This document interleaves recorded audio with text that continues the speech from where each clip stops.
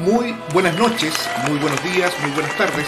Soy Gustavo Burgos y estamos dando inicio a una nueva entrega del programa de conversación política de Valparaíso, Mate al Rey. Estamos en una jornada que yo no dudo en calificar, Sergio, como el primer fin de semana de la primavera. No sé cómo ve usted hacer esto como titular para iniciar el programa. ¿Le parece bien o no? No sé si que usted le llama primavera a que no se nos permita llegar con nuestro capítulo a nuestro público. Exacto. Tuvimos una complicación con el programa que hicimos la semana pasada con la doctora Ángeles Maestro de España, quien es una experta en salud pública y quien hizo críticas respecto al manejo de la pandemia en España y en Europa. Y sostuvimos un debate político que nada tenía que ver con una concepción antivacuna, ni fuera de lo que se refiera a una crítica desde una óptica de los trabajadores. No obstante esta situación, el programa fue bajado por YouTube, lo que tuvo efectos desastrosos desde el punto de vista de la audiencia, pero nosotros estamos ahora, Sergio, en otra plataforma también. ¿Podría explayarse sobre eso? Así es. YouTube tiene una serie de principios que ellos llaman de la comunidad de YouTube, que incluyen el que hay ciertas realidades que son la oficial y simplemente no se pueden cuestionar. En ese sentido, ellos están libres de bajar un capítulo, incluso de cerrar un canal, si es que ellos, ante ellos mismos, deciden que esas líneas han sido cruzadas. Nosotros en estos momentos estamos teniendo nuestros programas en YouTube y en paralelo tenemos nuestro programa en Odysee. Odysee es diferente que YouTube, más o menos consiste en lo mismo, pero no tiene estas líneas editoriales de censura, y lo que nos permite tener los capítulos sin que sean bajados. En estos momentos el capítulo que no pudieron ver, el anterior, el 78, está en Odysee y ustedes lo pueden visitar y puede verse el capítulo completo. Perfecto, un capítulo más de la vigencia aparente de las libertades democráticas, en particular la libertad de expresión en el marco capitalista. La empresa YouTube es una multinacional y en la práctica se ha transformado en buena medida en un espacio monopólico donde mucha gente inclusive trabaja, se gana la vida. YouTube no es solamente de diversión, sino que es un espacio de comunicación, de debate político y en general de transmisión de contenidos de muy alto impacto, que en cuanto a su volumen no es comparable a las otras plataformas que prestan servicios de esta misma naturaleza. De ahí que ellos se amparen en esta condición privada que tiene, y yo creo que un poco la discusión del TPP con respecto al asunto de lo que nos ha ocurrido con este programa es una muestra microscópica del poder que tienen las multinacionales sobre el ejercicio de los derechos fundamentales en Chile y en todo el mundo. Así que, Sergio, yo sé que usted está iniciando el otoño. Sergio se encuentra en Malibú. Imagino que debe estar, yo ya lo imagino haciendo esas fogatas nocturnas que tan famosas se hicieron en la década del 70 en el mismo lugar. Así que me imagino usted sigue en esa misma línea, o todavía no ha hecho fogatas. En estos momentos no, todavía no comenzamos con la fogata. Hubieron algunos problemas la vez pasada, pues nos quedaron prendidas unas cenizas y después que se rumoreaba que habían habido algunos descalabros en la última fogata. Bien. Pero probablemente la temporada de fogatas, como usted le llama, estaría comenzando la próxima semana, ya con mayor tranquilidad. Listo, después nos vamos a ir, nos va a ir informando usted respecto a todas las preparaciones de la famosa fiesta de Halloween que hace siempre todos los años en la playa de Malibú, donde se da cita una parte importante de la socialité de Hollywood. Como hemos anunciado, este programa Mate al Rey tiene su formato tradicional, que es su formato Zoom deportivo, y tenemos a un jugador que está fichado totalmente por el equipo del Mate al Rey. Él es presidente de la Junta de Vecinos número 1 Brasil, de la gloriosa e irredenta comuna de San Joaquín, en Santiago, región metropolitana, el compañero cientista político Juan Carlos Gómez Leighton. ¿Cómo está, Juan Carlos? buenas tardes a todos y a todas. Y los auditores de Mate al Rey, y veo que la censura se le está imponiendo por todos lados, estimado licenciado. Absolutamente. Porque no solamente le bajan a algunos panelistas, otros panelistas abusan y censuran a otros, sí. Sino también el YouTube le censura programas enteros. Exactamente. Eso es peligroso porque algo debe estar diciendo este programa, haciendo este programa para que determinados panelistas se atrevan a bajar a otros. Espero que de aquí en adelante no vuelva a ocurrir eso ni con Iván ni conmigo nuevamente, ¿no? Bueno, pero usted sabe que aquí todas las determinaciones las toma el profesor Risenberg y él sabe quién sale en la cancha y quién no. Bueno, yo le decía eso. Y le quería hacer, como usted hace que la gloriosa comuna de San Joaquín, habría que señalar que la gloriosa comuna de San Joaquín es una de las 6 comunas donde ganó el apruebo. ¿Y eso usted lo considera como positivo? Entonces, un dato muy objetivo, muy claro. Entonces, digo eso simplemente y lo saludo. ¿Usted diría que la comuna está un poco entonces desligada de la realidad nacional? Exactamente, está como puede ser, estimado, de las tendencias generales. Muy bien. Existe una suerte de enajenación Exactamente, y está levantando el dedo nuestro invitado, que él es un viejo compañero, es amigo y de la partida también de la revista El Porteño. Él es socialista, pidió ser presentado como tal. Yo recuerdo que al menos en algún momento militó en el grupo Valparaíso Socialista. Él es un experto en el tema de drogas, lo que no tiene nada que ver con las fogatas de Sergio Risenberg, y además es un distinguidísimo vecino de Cerro Concepción en Valparaíso. Él es el compañero Iván de Rementería. ¿Cómo estás, Iván? Muy bien, gracias. Encantado de estar con ustedes. Muy bien. Participaciones electorales, quiero aclarar que nosotros casi ganamos aquí en la comuna de Valparaíso. Nos faltaron 2 veces. Fue como el palo de Pinilla, la situación del apruebo en Valparaíso. Muy bien. Bueno, hacemos la observación también. A todo el resto de la región, donde, excepción de San Antonio, donde sí ganamos claramente, en todas partes nos sacaron chuchimedia. Disculpen la expresión. Sí, el latinazgo.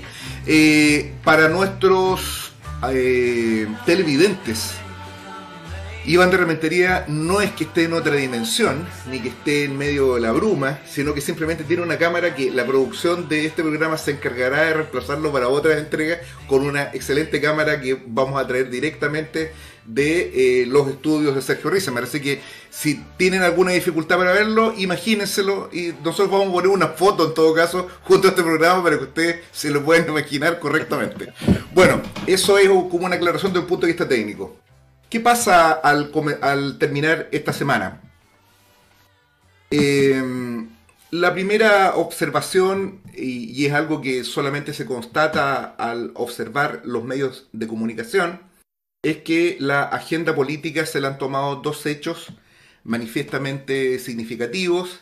El primero es de la, en principio, súbita revitalización del proyecto, de la tramitación del proyecto del Tratado de Libre Comercio denominado TPP-11, el cual llevaba largos años durmiendo en el Parlamento y que, con motivo del cambio de gabinete ocasionado por el triunfo del rechazo en el plebiscito, una de las primeras cuestiones que fue planteada por la flamante ministra de Interior, Carolina Toá, fue precisamente la reactivación de este proceso, que solamente para los efectos de claridad, en cuanto a su impulso y como una cuestión no solo jurídica, sino que además política, es iniciativa del gobierno. He leído bastantes declaraciones o insinuaciones o afirmaciones en el sentido de que esto sería una iniciativa de la derecha. Esto no es así. Formalmente esto se encuentra en el Parlamento por iniciativa del gobierno, y es el gobierno quien puede también poner término a la discusión si es que esto no se encuentra o no se encontraría dentro de su programa, como una parte importante del gobierno de Boric lo sostiene actualmente. Esto es probablemente una de las pruebas más severas que ha debido enfrentar el gobierno después del triunfo del rechazo en el plebiscito, y también ha ocasionado un impacto significativo en los medios de comunicación el trascendido de una filtración de correos electrónicos del alto mando de las Fuerzas Armadas. Se habla de 6.000 correos electrónicos. Su data corresponde al periodo del levantamiento popular, del estallido social, y aparentemente esta información se habría encontrado, la filtración habría estado en conocimiento de las autoridades al menos con un par de meses.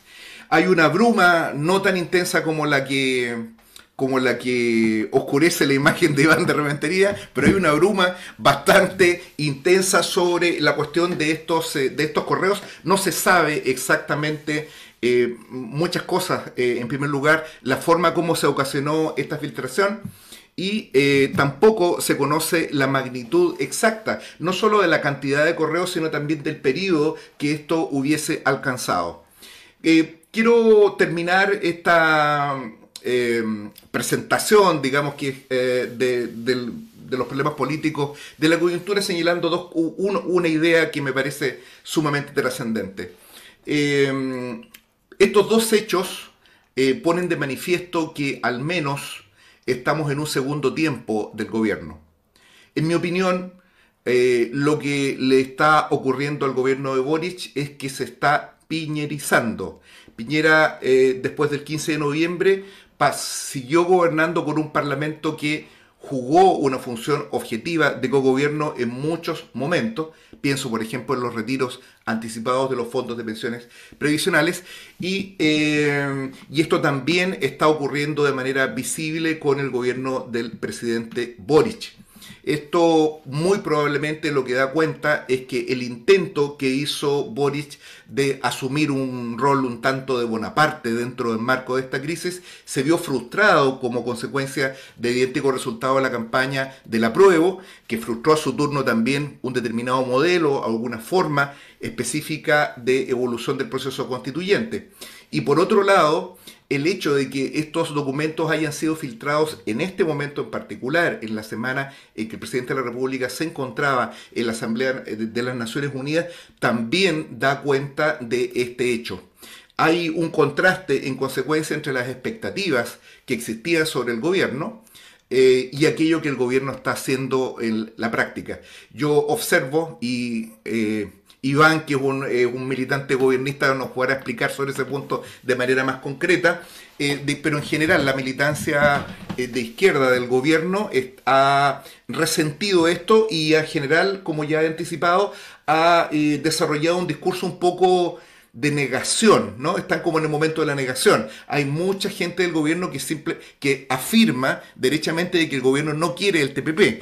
Acabo de leer una declaración de un grupo que se llama Plataforma Socialista, que llama a apoyar el gobierno y de esta forma se rechace el TPP, que es un contrasentido, porque explícitamente, sin perjuicio de que Boric haya indicado de que él se va a sustraer de la discusión del TPP-11, esta discusión fue una iniciativa concreta, hay documentos, materiales que dan cuenta de este hecho del propio gobierno. Esto no es una iniciativa de Carolina Toá, esto es una iniciativa del gobierno del presidente Boric.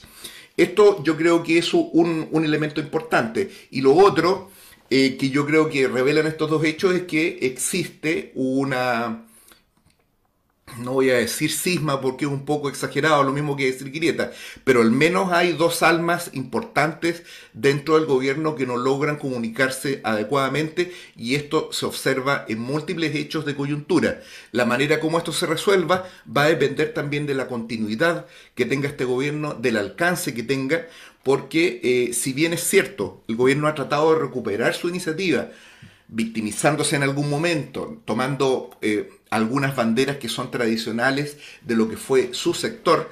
Pienso, por ejemplo, en el retraso de la acreditación del embajador de Israel, que es una cuestión más bien formal que de contenido, porque esto fue objeto de unas disculpas expresas al embajador de Israel.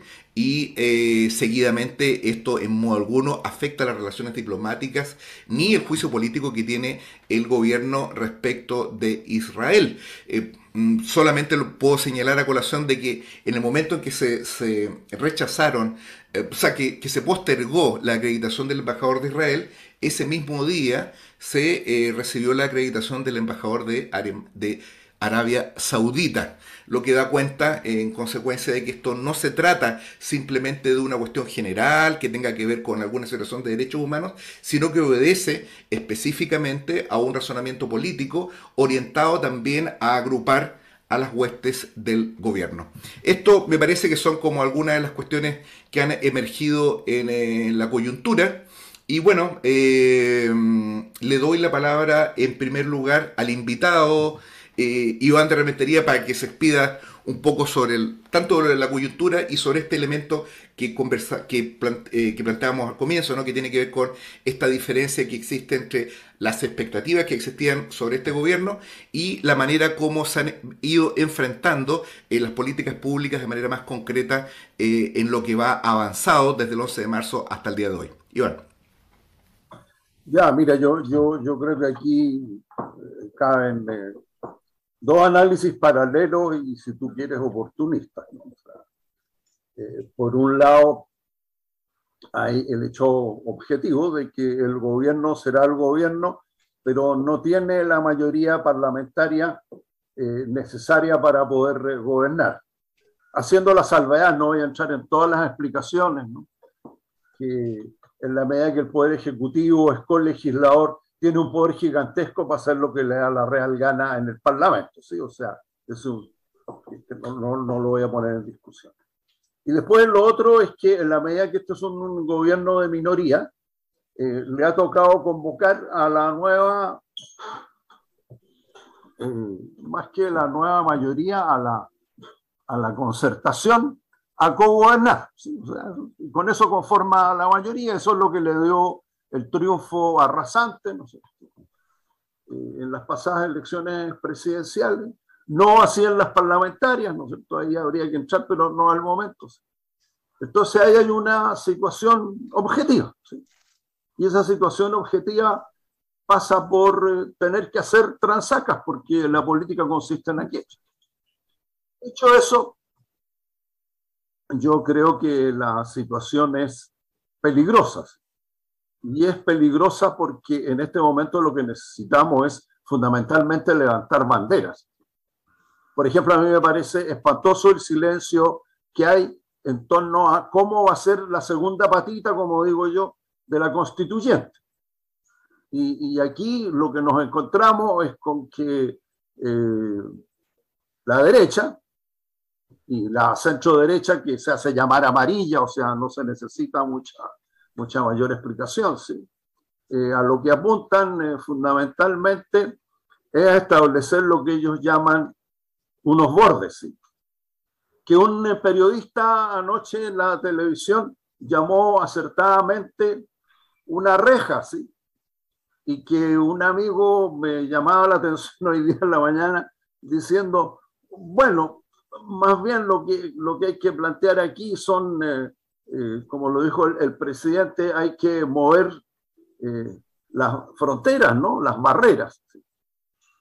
Entonces yo creo que aquí estamos en una situación donde nos jugamos en un juego ambiguo, a propósito de ir tanteando el terreno de cómo se puede gobernar y a la vez resolver el tema constitucional, y por el otro lado no hay ninguna capacidad de convocatoria ni a propósito de proyectos del gobierno, ni a propósito de cómo vamos a avanzar en el proceso constituyente. Eso a mí me parece lo más peligroso en este momento. Y perdónenme, a mí el incidente con el embajador, incidente que yo comparto absolutamente, me parece que el punto que hizo el presidente fue absolutamente acertado, ¿sí? O sea, no estaba rompiendo relaciones ni nada, sino estaba haciendo el punto. Ustedes están matando adolescentes en Palestina, ¿sí? Y por eso yo he decidido no recibirlo. Porque si no, eso, como decían los expertos, no, es que eso tiene sus vías. Claro, sus vías es que nadie se entera de que el presidente podría haber protestado frente al embajador en privado, ¿no es cierto?, sobre el asesinato de este muchacho. Entonces, todo el escándalo que se armó me parece como, no sé, como el zapato roto del presidente. O sea, son una serie de hechos anecdóticos que se instalan como noticia y que impiden los análisis políticos que acertadamente este programa está tratando de hacer, ¿sí? O sea, ¿cuál es la centralidad del asunto? Ahora, con el TPP-11, el asunto es bastante claro, como se ha dicho hasta el hartazgo. Bueno, ¿cuál es el sentido de esta cosa que limita la soberanía nacional? No voy a entrar en todas las explicaciones. A mí me parece que el profesor Palma, que es profesor de la Universidad de Cambridge en Inglaterra, fue bastante acertado el otro día en un programa cuando dijo, bueno, la mejor explicación es la que dio mi nieto, ¿no? Que dijo, bueno, esto es como... Ay, ¿cómo se llama esto que cantan los niños? Escucha, se me fue la onda. ¿Algo que cantan los niños? Sí, algo que cantan los niños. Una ronda puede ser. Sí, pero se refería a que de todas maneras esto, o sea, a lo que se refería es a que con este TPP-11 lo que queda claro es que los países desarrollados siguen desarrollados y los subdesarrollados siguen subdesarrollados porque cualquier intento, ¿no es cierto?, por ejemplo, de que nosotros volviéramos a tener Madeco, o sea, procesáramos el cobre. Antes lo procesamos, pero dejamos de procesarlo, ¿sí?, para producir, aunque sean tuberías y alambre de cobre, ¿no?, que era lo que hacíamos antes. Eso podría ser considerado por los otros partes del pacto que producen alambre de cobre como una competencia desleal y por lo tanto sancionable, ¿sí?, en términos de sanciones económicas, ¿no es cierto?, y de prohibición, etcétera, todo lo que se deduce de aquello, ¿sí? Entonces, yo creo que el planteamiento sobre el TPP, que busca darle un contentillo a un cierto sector del gobierno que es partidario de estas cosas, que, insisto, no tienen mucha importancia en términos de que con todos los 11 países del TPP tenemos tratados comerciales en este momento, entonces esto aparece como innecesario. Solo es necesario en ese aspecto, ¿sí?, en el aspecto de ser sancionado si a vos se te ocurre procesar el litio o procesar el cobre. Entonces yo creo que ahí está la situación clara. Yo creo que el presidente es ambiguo cuando dice eso no es parte del programa, entonces bueno, defínase, ¿sí?, porque él tiene el perfecto derecho a decir no vamos con el TPP y punto, ¿sí?, o sea, lo postergamos una vez más. Insisto que a mí no me parece ese un tema central y tampoco me parece un tema central que parte del latrocinio que cometen los altos mandos del ejército. O sea, perdóname, los últimos 3 comandantes en jefe están procesados por robarse los fondos reservados. O sea, quiero hacer claro que los fondos reservados se llaman fondos reservados para que nadie sepa en qué se gastan, porque se tienen que gastar para espiar al enemigo, ¿sí?, no al enemigo interno, que no es tarea de los militares, al enemigo externo, a los eventuales enemigos externos, ¿sí? Y como no hacen eso, entonces la plata se la roban, ¿sí? Bueno, aquí tenemos una de las consecuencias, o sea, no tenían $4.500 para pagar un parche de buena calidad para evitar que les robaran esta cuestión. Y me parece bien robado, me encantó la idea, entre paréntesis. O sea, a mí tampoco me parece un hecho relevante. Insisto que a mí el hecho relevante en este momento es que no tenemos una línea política con respecto a qué va a hacer el gobierno a propósito de las demandas nacionales y que no sea esta payasada de la guerra a las drogas y la guerra a los vendedores ambulantes, etcétera, etcétera, y que sea afrontar los problemas de los ingresos de la población en este momento, que son graves. Eso. Muy bien. Juan Carlos. Estimado, licenciado. Lo veo un poco, no sé, me recuerda un poco, no sé, Sergio, Iván, si Juan Carlos no le recuerda un poco el cardenal Silva Enrique, puede ser o no. Una mezcla entre Ernesto Cardenal, Silva Enrique, algo hay ahí, no sé. Algo de sacerdote rojo, me decían. Algo de sacerdote rojo hay en su postura, Juan Carlos. Decían cuando yo estudiaba sociología, entonces tenía un grupo de amigas que me decían sacerdote rojo. El sacerdote rojo, ya. Sería como Y Rasputin. bueno, en otro momento también una profesora amiga me llamó talibán, porque estaba en contra de todo, Ajá, etcétera. Yo he muy recibido bien. múltiples formas de desacreditación en la vida pública como política, ¿no? Entonces, Defenestraciones, como decimos en el campo. yo me puse el poncho hoy día, más que nada, y era para recordar los 49 años de la muerte del poeta, ¿no? De Pablo Neruda. ¿Ah? Entonces, ese estaba Qué acierto nomástico, Juan Carlos, muy bien. en Ya, esa dirección iba. ya. Y la charlina roja tenía que ver con es que hoy día acá en Santiago no es un día primaveral, es un día bastante gris. Entonces, para conocimiento de nuestro director, que hasta en Malibú, y Claro, usted que ahí en la quinta región. claro. Y el tiempo está feo, para algunos estará muy bueno, pero está muy feo, y yo diría que el tiempo gubernamental también está feo. Está muy feo, pero los tiempos dentro de América Latina también se muestran un poco feos. Y yo quisiera plantear aquí otra cosa en relación a lo que ocurre en Ecuador. En Ecuador están ocurriendo cosas graves y recientemente la desaparición y muerte de una abogada de derechos humanos, a María Belén, no, pero deja ver el apellido porque no se me fue el apellido de la abogada, Bernal.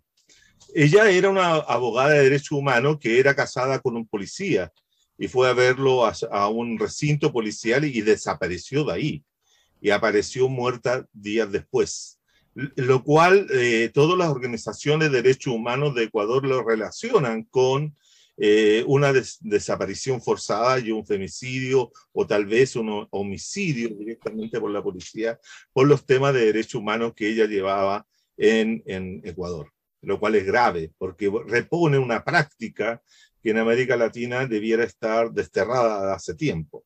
Pero eso también me lleva al otro lado del mundo para plantear lo mismo que ha ocurrido con Mahsa Amini, que es una mujer de 22 años En que Irán. fue también en Irán, detenida.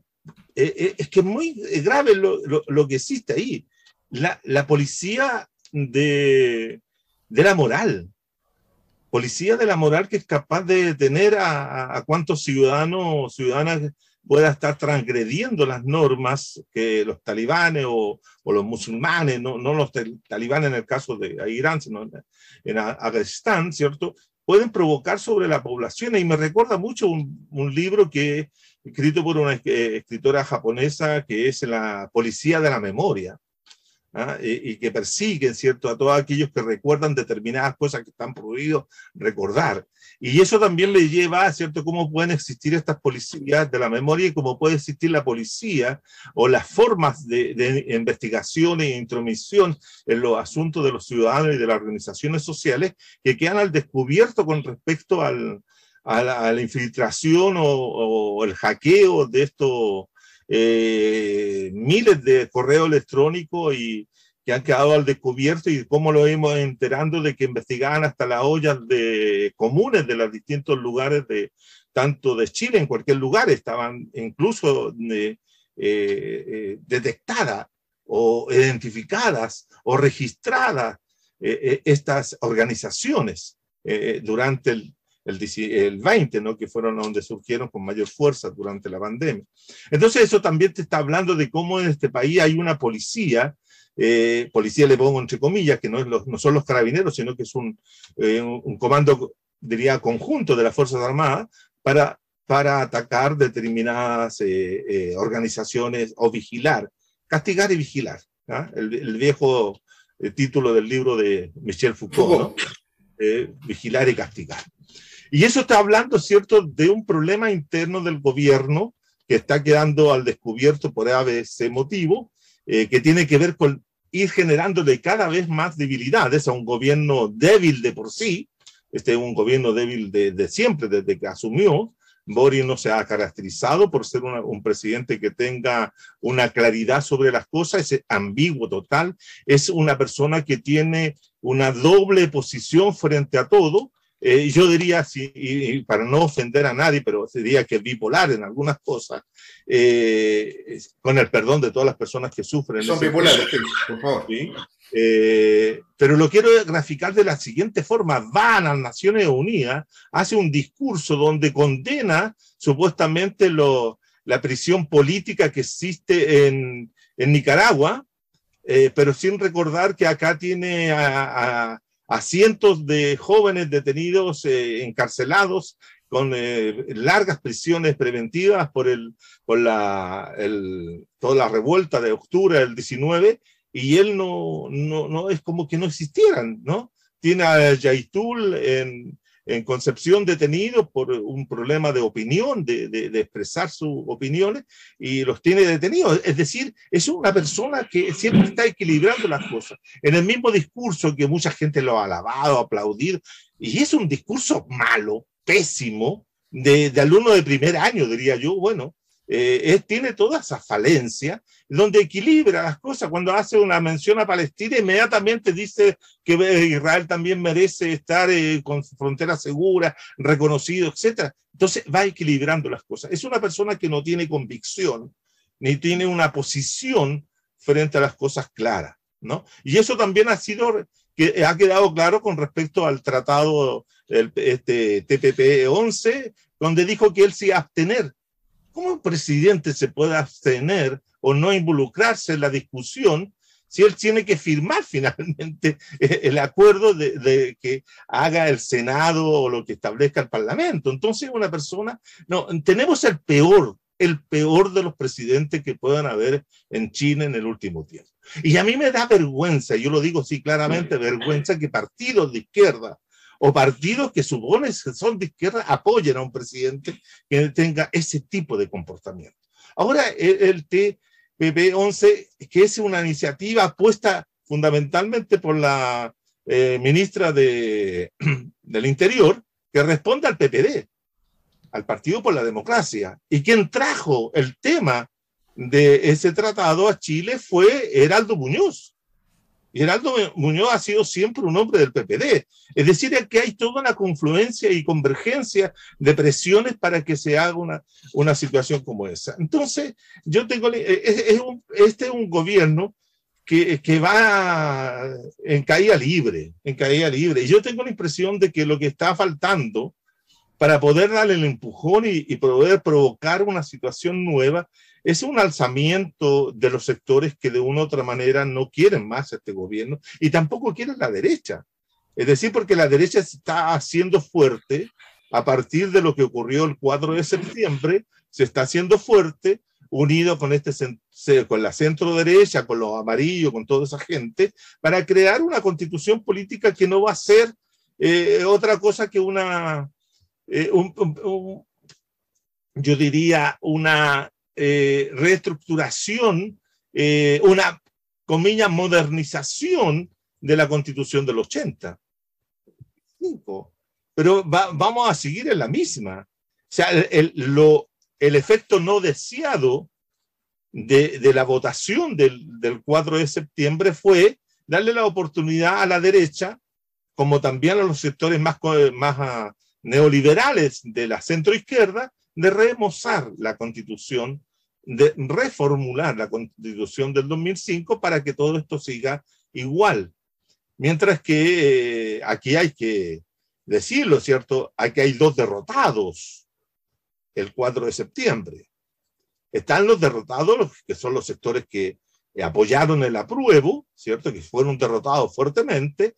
El gobierno, que fue derrotado, ¿cierto? Todos aquellos que llamaron a decir queremos esto, queremos este otro, esos también fueron derrotados. Es decir, hay un grupo altísimo de gente derrotada que hasta en dos semanas que llevamos no se ha visto la recuperación ni la iniciativa. Lo único que tienen iniciativa para hacer algo distinto son los sectores de los estudiantes secundarios que han sido capaces desde el día lunes 5 de salir a la calle y mantenerse en una actividad social, en una actividad política activa, dando cuenta de su enojo, de su rabia, de su molestia por el resultado. Pero los otros sectores todavía están están nocados. Los otros todavía están contando la cuenta de 8, para decirlo claramente, todos. ¿Ah? Y digo todos, digo de A hasta la Z, todos están en el suelo. Y no se ha visto recuperación alguna. Ahora, y la iniciativa, y lo hemos visto esta semana, también la iniciativa la tiene la derecha. La derecha impone los ritmos, la derecha del Chile Vamos, instala el calendario, instala el acta o instala, digamos, la tabla de discusión, y todo eso va a salir de acuerdo a lo que ellos quieren. Acá no hay ninguna fuerza política social que les pueda salir hoy día a modificar las cosas. El gobierno, insisto, el gobierno es una bancarrota total y completa. Además, termino con esto. Sí. Además, por una cosa muy clara, el partido, ¿cierto?, el Partido Socialista, ¿cierto?, está feliz por haber sido derrotado la prueba, porque van a mantener la institución que ellos querían, ¿no? Están felices porque van a mantener el Senado y Elizalde va a poder seguir siendo presidente por un tiempo, o cualquier otro socialista va a ser presidente del Senado. Entonces, la institución republicana, por favor, acá es muy grave todo. ¿Sabes, Juan Carlos? Hay una etapa en la que nosotros estamos ingresando y en la que nosotros necesariamente, que creo que es una discusión que tú has introducido, y es la necesidad de la agrupación de todos los sectores de izquierda que se reclaman de los intereses de la mayoría explotada, de la mayoría trabajadora.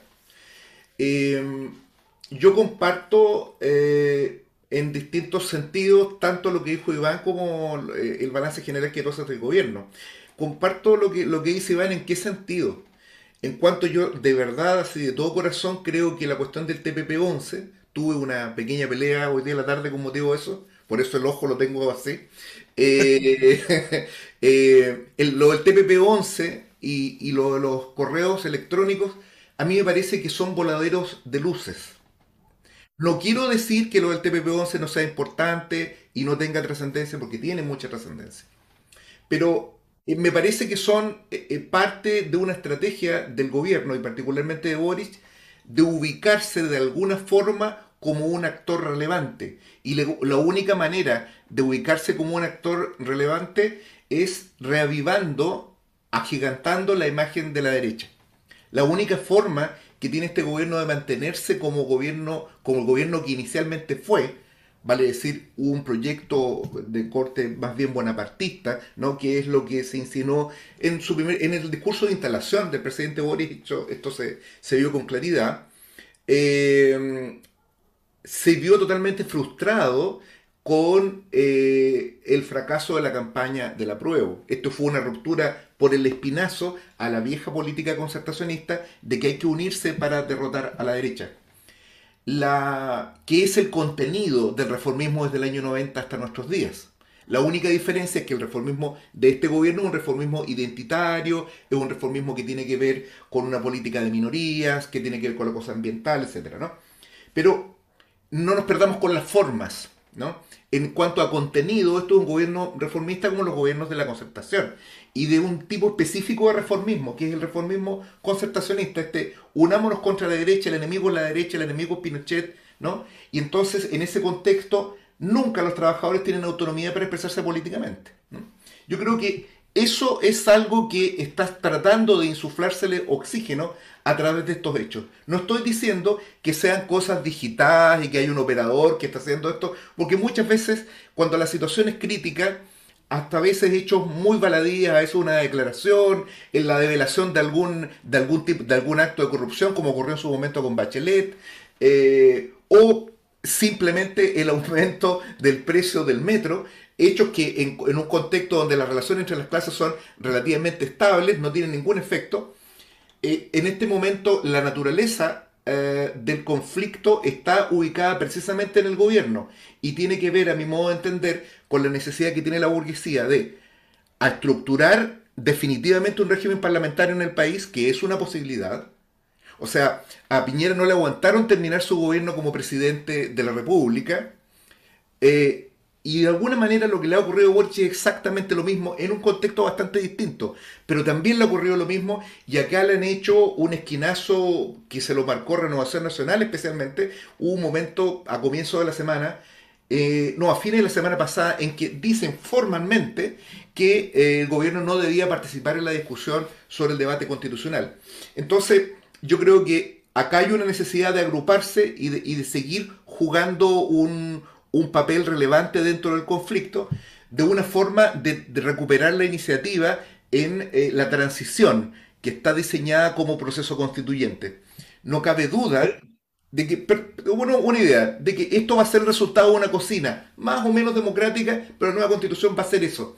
Entonces, en ese contexto, lo que a mí me parece que es sumamente relevante es que la izquierda se ubique con claridad respecto a la naturaleza de este nuevo proceso constituyente.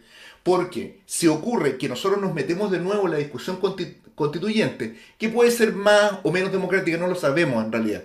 Acá hay realmente, desde el punto de vista normativo al menos, puede ocurrir inclusive que no haya una nueva constitución y sigamos con la misma, aunque no lo creo. Pero dentro de los marcos de que va a haber una nueva constitución, que es lo más posible, es lo más probable, se insinúa por el propio texto lo que fueron llamados, una palabra muy extraña, bueno, los principios que deben tener el procedimiento, bordes, eso, bordes, la cosa de los bordes. Dentro de esos puntos está básicamente, se recupera, se recoge lo esencial de la institucionalidad vigente. Ahora se va a hacer un texto nuevo, indudablemente, pero no están ninguno de aquellos elementos que fueron característicos del texto constitucional que emanó de la convención. Entonces yo creo que acá hay un punto que es donde yo creo que debe meterse la discusión fundamental. Si la izquierda tiene capacidad para interpretar los reclamos populares y para interpretar en clave de protesta política el triunfo del rechazo, porque el triunfo del rechazo, no me van a engañar, fue el resultado masivo de la incorporación de sectores obreros que habitualmente no votan y de sectores campesinos quienes actuaron. El caso de Petorca yo creo que es un ejemplo microscópico, una muestra de un tejido de lo que ocurrió probablemente sobre todo en la Araucanía, ¿no? Donde se rechazó masivamente al gobierno. Las cosas en la realidad social transforman las normas jurídicas. Si bien es cierto, esto fue un plebiscito constitucional, en la práctica fue un plebiscito sobre la continuidad del gobierno. Yo quisiera hacer este punto porque me parece que es eso quizá aquello que brilla con mayor intensidad a este punto. Juan Carlos, te voy a decir la cosa breve que tienes que decir, después le doy la palabra a Iván. Mira, para dejarlo planteado, para Sí. retomarlo después cuando Sí. hable Iván. Simplemente yo tengo la impresión es que la puedo explayar, que le está dando demasiada importancia a Boric y a su gobierno. Punto uno. Demasiada importancia. Punto dos. Creo que el efecto no deseado de ese rechazo que tú señalas al gobierno fue fortalecer las posiciones conservadoras en este país. Es decir, el hecho de que ese grupo de personas que no votaba entrara y votara mayoritariamente, como ha sido interpretado, contra el gobierno, generó un hecho no deseado. Y ese hecho no deseado es fortalecer a la derecha y a los sectores conservadores neoliberales para seguir proponiendo. Se entiende, Juan Carlos. Iván. Ya, mira, a ver, ¿cuál es la centralidad de la coyuntura? ¿Sí? O sea, más allá de que nos guste o no nos guste el gobierno de Boris, que nos guste o no nos guste la nación chilena que votó en contra del proyecto de constitución que le sometió la constituyente. O sea, el hecho es que en este momento quedan dos alternativas. O respaldamos, por un lado, la segunda patita de la constituyente, no aceptando la instalación de bordes, ¿no? que es el tema que está en debate en estos días. O sea, hay un debate central en ese, ¿sí? Más allá de que sea un debate de cocina nomás, incluso me temo que no es ni de cocina, es como de baño, ¿sí? Yo lo estoy poniendo muy feo, ¿sí? Y por el otro lado, ¿no es cierto? El tema central es las posibilidades de gobernabilidad de este gobierno. O sea, para ponerlo de una manera bien concreta, o sea, Iván, te interrumpo. Gobierno, Iván, te interrumpo. Moschati de alguna forma ha venido planteando en varias de sus últimas intervenciones un signo de interrogación sobre la capacidad de este gobierno de terminar su mandato. ¿Qué ves tú al respecto? Déjame después sobre la posibilidad de terminar el mandato. Entonces, yo digo, en este momento la circunstancia es esa. O sea, ¿cuál es la posibilidad de llevar adelante, independientemente de lo que eso quiera decir? Pero para nosotros sí quiere decir algo, y un camino abierto que nosotros queremos avanzar, una segunda constituyente para producir un segundo proyecto de constitución, y lo otro es la posibilidad de gobierno del gobierno actual elegido mayoritariamente. O sea, esas son las cosas. Entonces, nuestra alternativa es o respaldamos al gobierno o respaldamos a la oposición, que en este momento está encabezada por la derecha. No necesariamente por la extrema derecha, no voy a entrar en los análisis complejos que están ahí. O sea, digamos, lo que pasó aquí es algo que decíamos antes de que el gobierno asumiera, o sea, después que quedó claro que fue elegido. Bueno, ahora nos toca ver si este va a ser el segundo gobierno de la Unidad Popular, o este va a ser, ¿no es cierto?, el quinto gobierno de la concertación, y en este momento las cosas están más cargadas para los segundos, ¿sí? O sea, este ya es un gobierno de la concertación, y eso hay que asumirlo, ¿sí? El tema, no voy a entrar en de que a mí me gustaría que el presidente Boric asumiera el liderazgo, ¿no es cierto?, de que este no sea el quinto gobierno de la concertación. No, si no es mis deseos, es qué es lo que está pasando. Pero yo sí, yo y todos los que estamos en esta postura, nos tenemos que ubicar en algún lugar, porque si no corremos el riesgo de irnos poniendo cada vez más amarillos, ¿sí? Entonces, para mí, ese es el tema central en este momento. Sergio, ¿usted lo iba haciendo unos gestos? No, yo estaba conversando con una gente que se me cruzaba. Gente de la producción. Sí. Ya. Así está todo bien, está todo bien. Está todo en orden, muy bien. Juan Carlos. Sí. Mira, con respecto a lo que te decía con respecto al primer punto, yo tengo la impresión de que el gobierno de Boric está finalizado y que solamente va a seguir administrando el tiempo que queda, pero como gobierno ya finalizó y perdió el 4 de septiembre fuertemente y no tiene ninguna posibilidad de levantar cabeza ni nada. Para mí eso es ya, a mí me da lo mismo lo que haga el gobierno, y creo que para sectores de izquierda lo que haga el gobierno no debiera importar poco o nada. Lo que así me interesa resaltar, que a la izquierda, que no está en el gobierno, por cierto, que no es la misma izquierda que dice Iván, que se está poniendo o se puede poner amarilla, no sé si más amarilla de lo que está, pero bueno, por esa izquierda a mí tampoco me interesa, sino que me interesa de cómo nosotros podemos prepararnos para poder participar activamente como izquierda radical, izquierda anticapitalista, etcétera, ¿cierto?, frente a la nueva coyuntura que se va a iniciar con el nuevo proceso constitucional. Ahí esa izquierda tendrá que sacar todas las lecciones del caso y saber dónde están los talones de Aquiles de ese proceso, o cuáles eran los talones de Aquiles que nuestra propia izquierda manifestó para no tener una relevancia específica y importante dentro del proceso constitucional que se puso fin el 4 de septiembre. Ese es el punto, porque si no, nosotros vamos a empezar a discutir como izquierda lo mismo que discutíamos hace un año atrás, si entrábamos o no a participar en el proceso, si esto era una trampa, si era una farsa, si era esto, era esto otro, y al final, ¿cierto?, quedamos que todas nuestras elucubraciones o diagnósticos estuvieron equivocados, porque irrumpió en la escena política un conjunto de personas a las cuales nosotros no teníamos ningún tipo de discurso hacia ellos,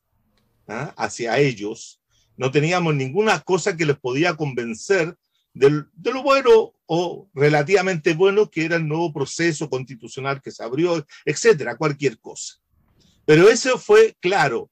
Ahora, con respecto al segundo punto que tú señalas, si eso fue, como se ha hecho muchas interpretaciones, Gustavo, tú sabes, tú sigues la prensa de todos lados, y se han hecho, pero no sé cuántas interpretaciones desde que votaron los más ignorantes posible, que nunca sabían leer, dándole la razón un poco a Christian Walker, ¿cierto? O entró, ¿cierto?, la clase trabajadora, como lo planteas tú, que campesinos, etcétera, que votaron contra el gobierno de Boric. Ahora es grave, porque si ese grupo de gente votó en contra del gobierno de Boric, lo más probable que en la nueva fórmula constitucional que se elabore termine votando también a favor de esa nueva fórmula, porque va a ser en contra de Boric.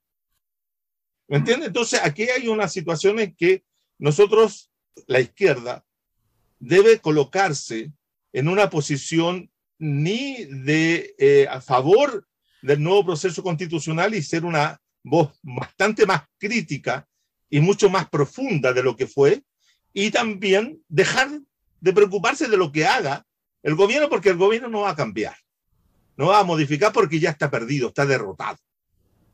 Lo que hay que prepararse es cómo enfrentar el nuevo proceso constitucional y prepararse para poder evitar de que ese nuevo proceso constitucional se transforme dentro de poco en un nuevo gobierno de derecha. Yo tengo la impresión de que ese es el problema más grave. No es lo que pueda hacer el PPD-11, lo que pueda hacer el hackeo de las Fuerzas Armadas, o que X o Z situaciones, sino que ver este asunto con una proyección de mediano plazo, que va a ser el nuevo proceso constituyente en el año 23, porque en ese año va a estar situado, y que en el año 24 ya van a estar pensando en qué tipo de elecciones se van a llevar a cabo en el 24. Es decir, entonces hay que tener una estrategia de mediano y largo plazo, y no de carácter coyuntural, para enfrentar, y sobre todo empezar a leer correctamente lo que la población dice, la ciudadanía dice.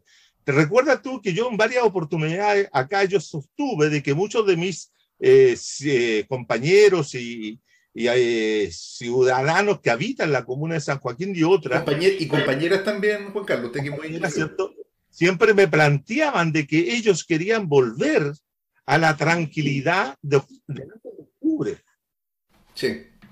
Y yo lo planteé en varias veces. Entonces acá parece ser que a veces nos olvidamos de que existe una realidad más allá de las posiciones que nosotros podemos tener y nuestros deseos de que la gente haga lo que nosotros queremos que haga, que es muy distinto. Entonces, en ese sentido, hay que volver a reconocer, a reestudiar la sociedad chilena tal cual era, tal vez, antes del 19. Y porque el porcentaje de población que se movió en torno a la revuelta pudo haber sido muy espectacular en la calle, ese 1.200.000 personas, pero yo lo dije en una columna, el otro día revisaba las columnas anteriores y yo señalaba que hay que tener cuidado porque sacar 1.200.000 personas en Santiago cuando Piñera en ese momento tenía el 75% de la población nacional en contra o indiferente, no era difícil. Pero ¿qué proyecto? ¿Cuál era? ¿Qué es lo que quiere? No sé si nosotros nos hemos preguntado, Gustavo, Iván, ¿qué es lo que quiere la gente que votó rechazo?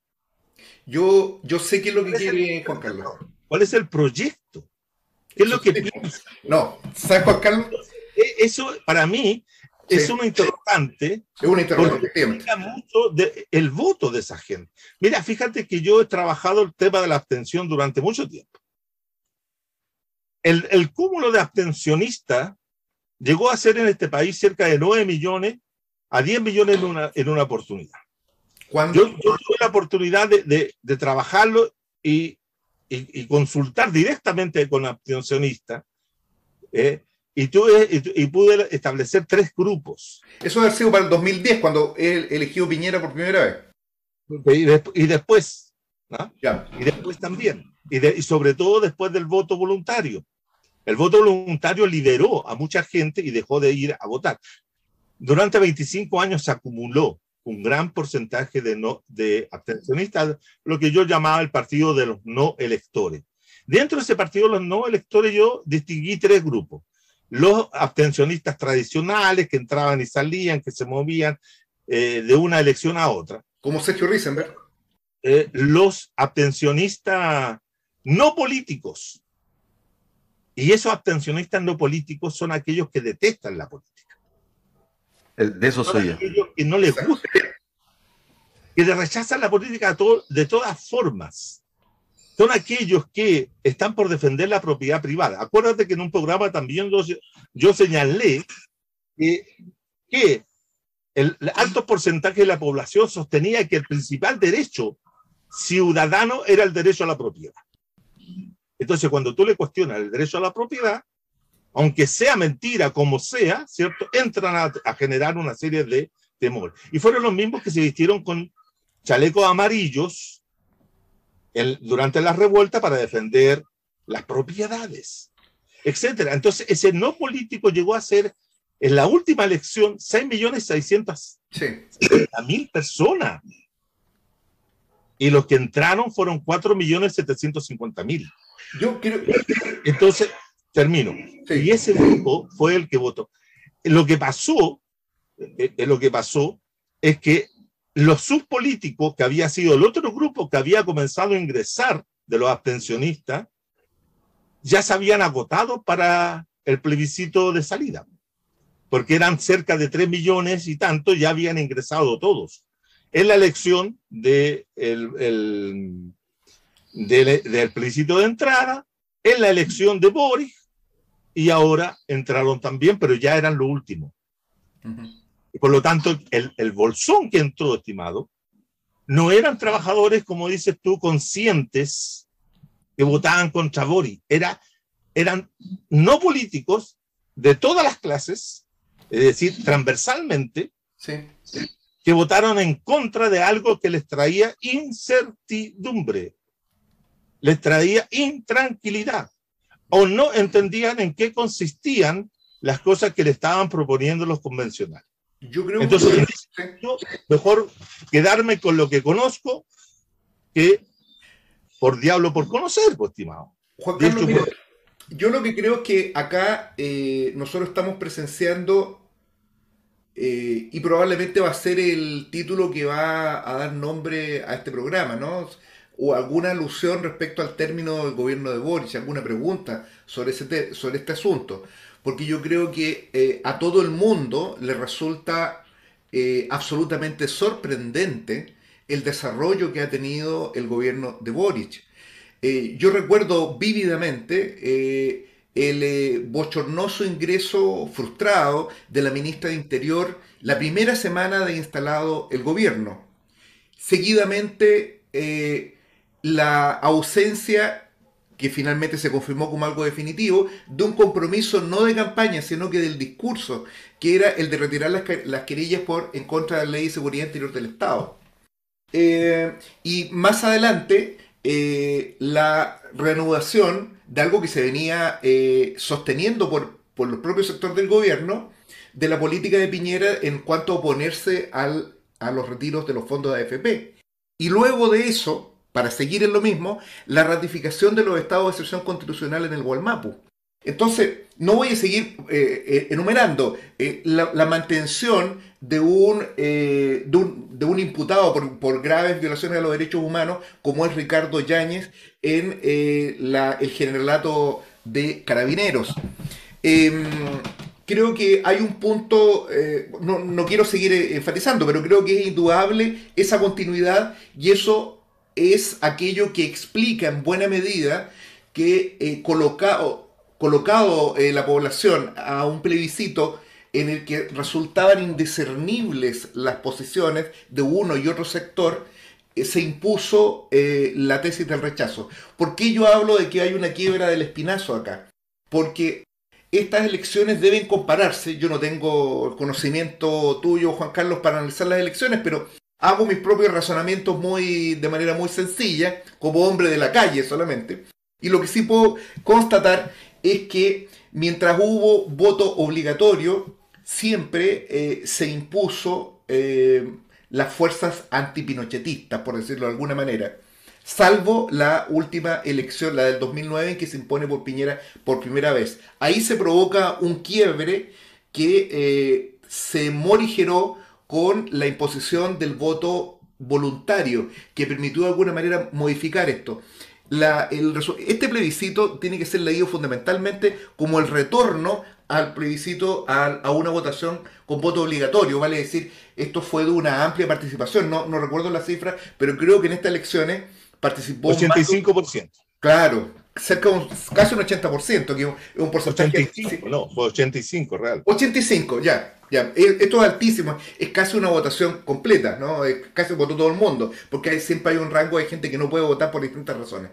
Entonces, el voto nulo también, que fue la opción que levantó la revista El Porteño y quien habla, obtuvo además, y junto con el voto blanco, una proporción muy baja, inclusive comparado con otras votaciones, lo que revela que la polarización no se produjo en un cuestionamiento al proceso constitucional, sino que se produjo entre el rechazo y el apruebo. En realidad, objetivamente, ahí se produjo la polarización, y eso agrava entonces las consecuencias de cuáles son las raíces de lo que aquí ocurrió.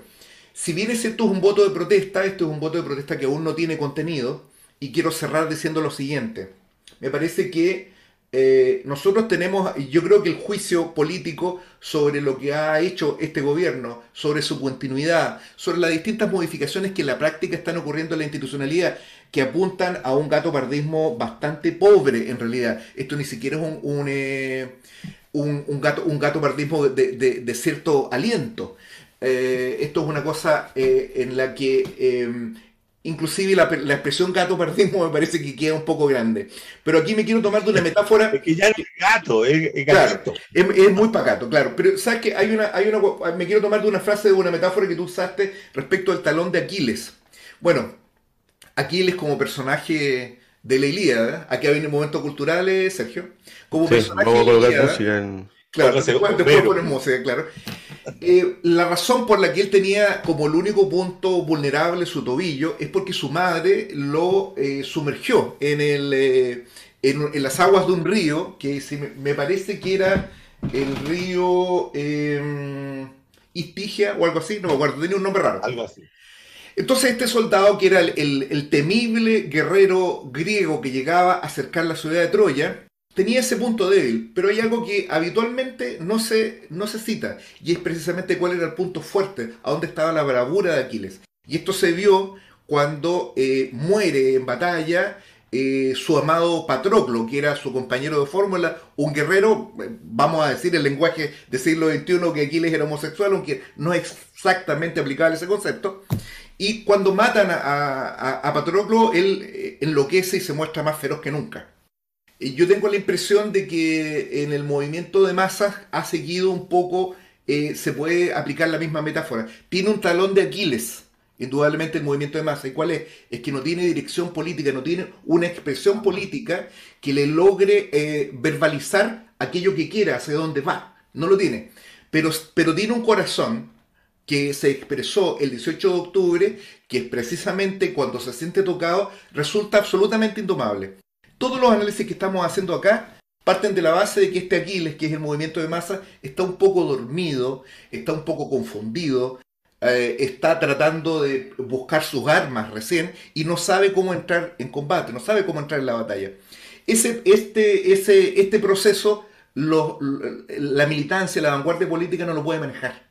Nosotros no podemos manejar cuándo las masas van a entrar a pelear. Lo que sí podemos manejar es de qué manera comenzar a establecer un diálogo con estos sectores que empiezan a pelear, que empiezan a mostrar descontento respecto a este asunto, pero si nosotros no tenemos la capacidad de ofrecer una respuesta distinta de convocatorias electorales, no podemos cerrarnos también a una cuestión que yo creo que también se plantea en relación con los correos de las Fuerzas Armadas. Y esto es el hecho de que el fascismo propiamente tal, el golpismo propiamente tal, comienza a ser una carta que comience a manejar la burguesía para aplastar el movimiento. Porque actualmente, y con esto termino, no podemos dejar de mensurar que está ni más ni menos que la izquierda del régimen, vale decir, el Frente Amplio, pero especialmente el Partido Comunista, que yo creo que es mucho más significativo que la presencia del PS dentro del gobierno, el Partido Comunista está en el gobierno. Esto es algo que nosotros no lo estamos mesurando, porque el PC actualmente está como una viga maestra del gobierno, no está como el patito feo durante el gobierno de la nueva mayoría, durante Bachelet 2. Entonces creo que en ese sentido estamos en un momento de una crisis espectral todavía es media fantasmagórica, todavía no tiene cuerpo. Y bueno, quería apuntar eso un poco sobre ese tema, justo en el momento que voy a dar la palabra a Iván, se retira Iván se va. de las cámaras, pero ya está volviendo. Iván, Está volviendo. nosotros vamos a ir ya cerrando el programa para que vayan definiendo un poco sus posiciones y cerrando sobre lo que ha sido esta discusión. Iván, por favor. Ya, mira, yo creo que hay muchos componentes de análisis, pero ya que sentó en analizar por qué la gente votó así, o sea, primero por qué fue a votar tanta gente y por qué fue a votar así. Yo voy a apuntar unos elementos, tal vez podríamos hacer un programa, si tienen a bien invitarme, Sí, sí. entremos más en detalle, ¿sí? Pero a mí me llamó mucho la atención porque yo me puse a estudiar lo mismo que estudió Juan Carlos, el problema del abstencionismo. Y yo hice un análisis de las comunas de Santiago porque tenía una ventaja y que uno podía ver las votaciones de las comunas en relación con la situación de pobreza de la comuna. Y lo que yo me encontré es que los municipios que manifestaban un alto nivel de pobreza manifestaban un alto nivel de abstencionismo, ¿sí? Comparado con Claro. las otras comunas y los otros municipios. Y uno que me llamó la atención fue La Pintana, que es, no voy a entrar a la discusión, pero es en términos técnicos la comuna más pobre de la región metropolitana. Y ahí iba a votar algo menos del 30%. Y yo, sorpresa, que para el plebiscito de entrada fue a votar el 50%. Entonces yo dije, bueno, aquí pasó una cuestión rara, ¿sí? Porque invitar a alguien, o sea, invitar al pueblo a votar a una cuestión tan abstracta como un plebiscito de entrada y que la gente vaya a votar cuando tradicionalmente no va a votar, es que aquí algo está pasando entre la gente. O sea, la gente tiene mucho más criterios políticos de lo que nosotros nos podemos imaginar. Ese es un elemento que a mí me parece central, ¿sí? O sea, aquí hay un problema de cuáles son las convocatorias, para ponerlo en sencillo. Después de los resultados del 4 y voy a contar puras anécdotas, pero es que yo creo que son empistantes, ¿sí? Después del día 6, el Mercurio Valparaíso, que es un periódico bastante hijo de puta, ¿sí? Pone entre sus titulares, ¿sí? Petorca votó en contra del apruebo porque no le importa no lavarse las manos, ¿sí? Así Eso puso el Mercurio, no una interpretación, eso puso el Mercurio, ¿verdad? No, eso lo puso, o sea, te lo puedo mandar, increíble. te lo puso como titular, ¿sí? Yeah. Y más adelante, no voy a entrar en otras cosas que está ahí, pero más adelante entrevistan al alcalde Petorca y dice, sí, nosotros estamos reventados sin agua, pero a nosotros nos dio más temor perder el derecho al rodeo. A mí eso me dio una clave, ¿sí? Y para los intelectuales entonces le digo, ¿cuál es la clave? La clave es un viejo conflicto que nosotros los revolucionarios no hemos estudiado, o no hemos hecho los osos y todo lo demás, que acontece en la Revolución Francesa. Se llama el conflicto entre jacobinos y girondinos, que no voy a contar cómo termina, ¿sí? ¿Por qué? Porque con la cabeza de Robespierre en un canasto, entiendo, ¿no? Así terminó esa discusión. No, la cabeza de Robespierre en el canasto la pusieron los jacobinos, pero no voy a entrar en... ¿no? fueron contradicciones en el seno del pueblo, como acostumbran a decir algunos. A los girondinos ya los habían electrocutado, ¿no? En ese tiempo no se electrocutaba. No. Ya. No quiero entrar sobre el detalle. A lo que quiero apuntar, ¿no es cierto?, es que a partir de eso, el problema central que se le presenta a la Revolución de París son las rebeliones campesinas, violentísimas. Y ahí hay un personaje que se hace famoso en las armas, precisamente en la represión de aquello, que es un tal Napoleón Bonaparte, y que puso gobierno hasta la década de los 70, o sea, la revolución había sido en 1789, y su sobrino es derrotado definitivamente en 1970 por los alemanes, no por la revolución 1870. ¿Sí? Sí, es derrotado por los prusianos. Entonces, aquí apunto con esto, que creo que tenemos que tratar de entender mucho mejor qué significa el contenido de lo popular. O sea, yo decía, mira, aquí hay dos temas centrales. Uno que tocó Juan Carlos, ¿no es cierto?, y que es la incertidumbre, y el otro es la identidad. Lo último que le queda a los pobres, a propósito del derecho de propiedad, que hago una aclaración. Nosotros los marxistas distinguimos claramente entre el derecho de propiedad y el derecho de propiedad de los medios de producción. O sea, la gente tiene perfecto derecho a plantearse la propiedad de sus ahorros, la propiedad, ¿no es cierto?, de su vivienda, etcétera, etcétera. No necesito explicarlo. Entonces ahí es más complejo. O sea, cuando la gente defiende la propiedad, porque lo que defiende no es la propiedad de los medios de producción, sino la propiedad, ¿no es cierto?, de los bienes que ha logrado poseer. Entonces,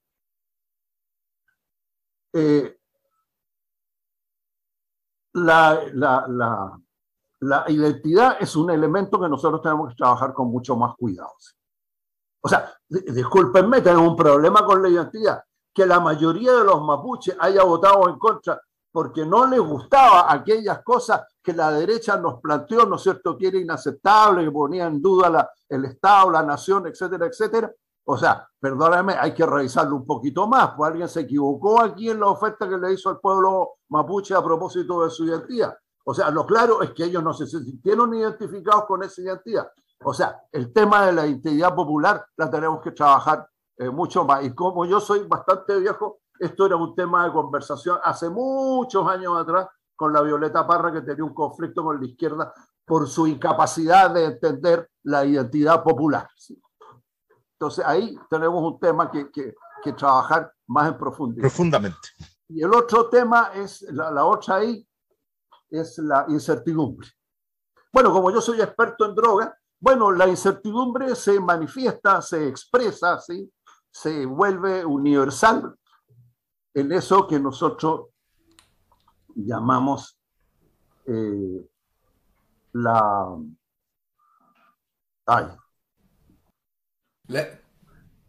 ansiedad. Ansiedad, claro. Ansiedad, o sea, te conduce a Nat King Cole. Claro. Y ese es nuestro tema central, o sea, el tema de las drogas, es que este es un país ansioso de pe a pa, ¿sí? O sea, es tan ansioso que el 50% de las licencias médicas son por este motivo, o sea, son por motivos de salud mental en particular, ¿no es cierto?, por los trastornos del ánimo, que incluye la ansiedad como el primer punto. El consumo del tabaco, que es el consumo más universal, obedece a la necesidad de cambiar la ansiedad, ¿no? No necesito mostrar la imagen del condenado a muerte fumándose el último pitito, ¿sí? El consumo del alcohol es para controlar la ansiedad. El consumo de la marihuana, ni quiere decir, no hay mejor ansiolítico. ¿Sí? Tal vez el tabaco es mejor ansiolítico que la marihuana, pero no entremos en ese debate. Y de ahí todas las drogas tienen fundamentalmente una función ansiolítica. Y correr tabla en el mar, ¿sí?, tiene una función ansiolítica. Y ir a los partidos de fútbol tiene una función ansiolítica. O sea, aquí tenemos otro tipo de problemas. ¿Y cómo la gente no va a ser ansiosa? Discúlpenme, el 70% de los hogares en Chile debe el 70% de sus ingresos. ¿Quieren algo con más ansiedad que eso? Claro. Estoy hablando no del Instituto Lipschutz, estoy hablando del Banco Central, ¿sí? Que entregó ese informe hace unos meses atrás.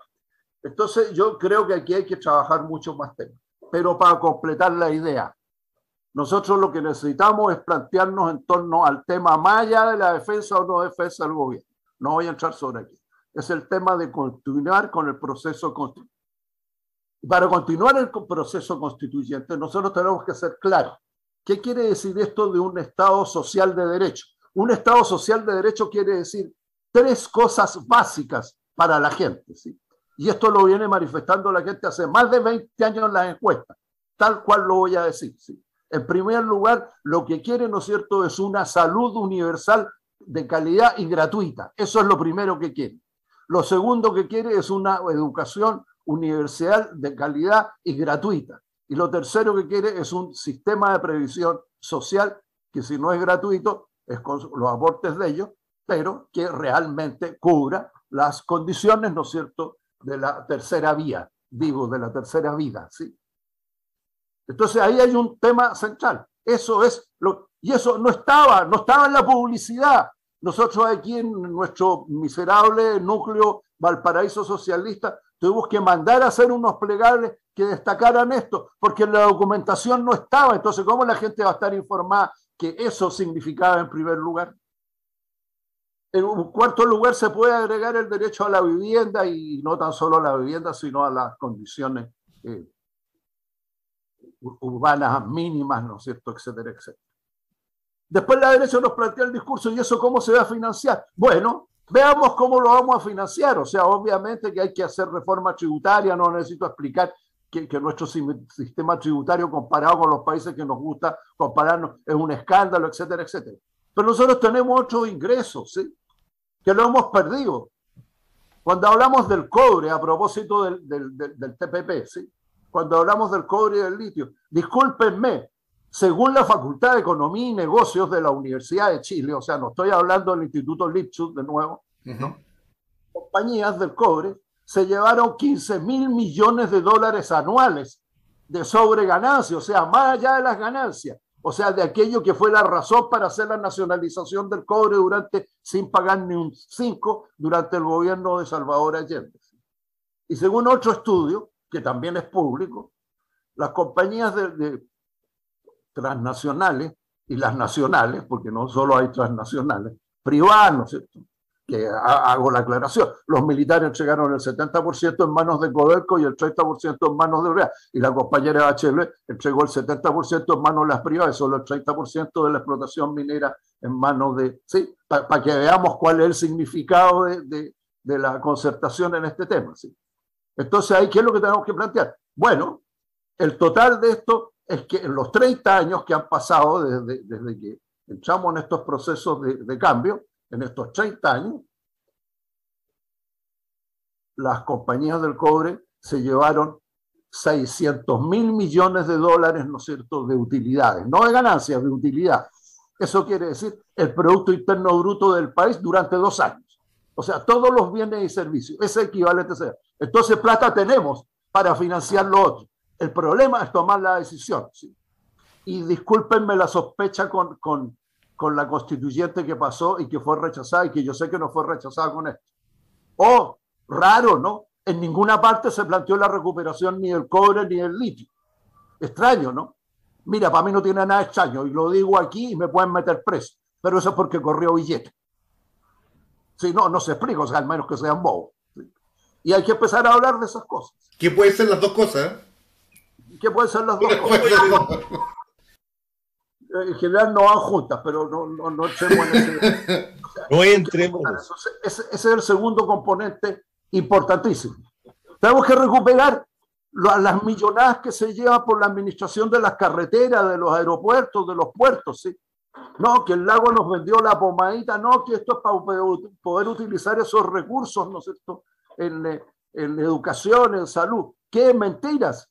Si eso nos da plata a montones, ¿sí? O sea, nos debería estar dando plata a montones. Y que no tenemos plata. Bueno, hacemos lo mismo que hacen eso. O sea, las empresas españolas e italianas que están manejando, por ejemplo, las carreteras en Chile, le piden plata a la mamá o alguna tía que tiene por ahí algunas reservitas. No, le piden a los bancos y nosotros también le podemos pedir a los bancos y tenemos buenos respaldos para aquello. Entonces, todo eso es posible, o sea, plata hay.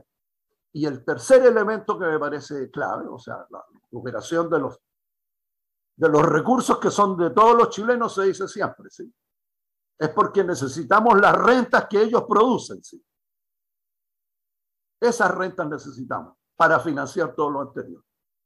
Y finalmente, lo tercero son la protección de los derechos del trabajo, perdón, de los derechos laborales y de los derechos sindicales de los trabajadores. Este es un elemento clave este elemento, porque este es un elemento determinante para poder llevar adelante los otros. Solo los trabajadores organizados, a partir de sus relaciones laborales, son la garantía, ¿no es cierto?, de llevar adelante estos procesos, y por eso necesitamos eso tercero, ¿sí? Y eso tercero es fundamental, de lo cual tampoco se habla. Estoy absolutamente seguro, entre paréntesis, nosotros preparamos una cuestión y yo hice una selección, y estos son los primeros 50 artículos de la Constitución que estaba propuesta. Todo el resto viene toda la otra paja que amora en red, ¿sí?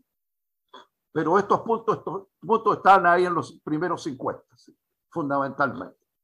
Entonces, eso es lo que hay que echar a trabajar, eso es lo que hay que echar a discutir, eso es lo que hay que echar a instalar. Esto es lo que hay que plantear en el debate a la derecha y al gobierno también, o sea, ¿qué piensa el gobierno de esto y de lo otro y de aquello? ¿Sí? Etcétera. Bien. Con eso, con eso cierra su intervención, Iván. Juan Carlos, usted como despedida. Como despedida, yo terrible, porque todo lo que ha dicho Iván es bastante discutible. No, está bien, pero por algo le estoy dando la palabra a Juan Carlos. Perdón, disculpa. Sí, te estoy dando la palabra. Sí. Ah, ya. Okay.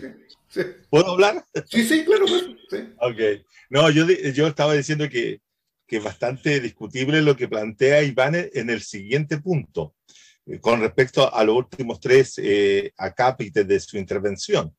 Porque yo tengo la impresión de que todas esas cosas, como bien tú dices, Iván, estaban en los 50 artículos de la nueva Constitución, o la Constitución que fue rechazada. Entonces, el tema central va a ser cómo vamos a poder ingresar en la discusión si es que hay una nueva etapa constitucional. Porque ese va a ser el tema. El tema si va a haber una capacidad desde las fuerzas de progresistas, las fuerzas de izquierda o las fuerzas que quieren instalar todos esos elementos que tú has señalado en la nueva convención que se vaya a realizar. Porque si no se llega a un acuerdo y los partidos políticos que están llevando a cabo eso no se ponen de acuerdo y termina esto radicado en el Congreso, difícilmente van a pasar alguna de esas cosas. No, ya sé que no. Entonces ya no va a haber posibilidad. Entonces acá de una u otra manera, ¿cierto? Estamos apostando de nuevo acerca de las posibilidades que pueda tener el movimiento social popular, ¿cierto? De instalar una serie de conjuntos de personas que puedan defender en una futura convención, ¿cierto? Esos puntos de vista que tú has señalado tan correctamente, sobre la cual yo creo que mucha gente está de acuerdo. El tema central es que si va a tener la correlación de fuerza suficiente para defenderlo y hacerlo aprobar en una nueva constitución.